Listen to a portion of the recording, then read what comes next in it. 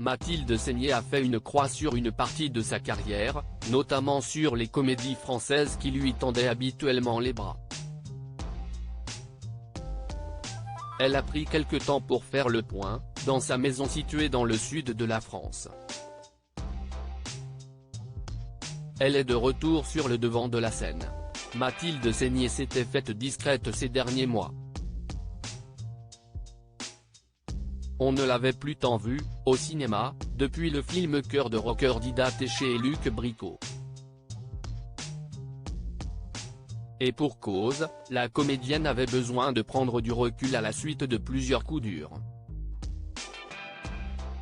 Aujourd'hui requinquée, elle s'éclate au théâtre.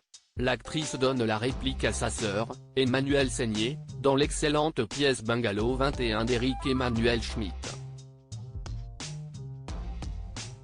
L'une incarne Simone Signoret, l'autre Marilyn Monroe.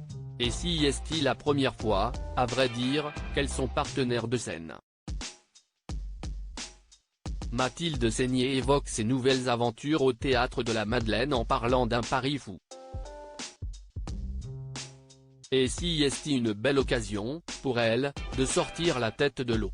Elle a effectivement perdu, coup sur coup, la comédienne Valérie Guignabod et son père Jean-Louis Seigner. J'ai eu 3 chocs, confie l'ex de Laurent Gérard au journal Le Figaro. J'ai prévenu mon agent que j'arrêtais, je me suis acheté une maison dans le sud pour faire le deuil et affronter les choses. Me revoilà heureuse de jouer cette pièce avec ma sœur. Si est-il moi qui ai pensé à elle pour le rôle. Je suis ému de voir cette petite fille qui sème le désordre dans le bungalow. Emmanuelle transforme Marilyn en personnage de gamine fantasque. Au-delà de Monroe et de Signoret, si est-il ma sœur qui me dit des choses. L'idée de la pièce de théâtre Bungalow 21 a germé il y a une vingtaine d'années, quand Alain Delon, des producteurs et des metteurs en scène ont dit à Mathilde Seigner qu'elle ressemblait à Simone Signoret. Elle a également reçu le soutien de Benjamin Castaldi, le petit-fils de l'autrice.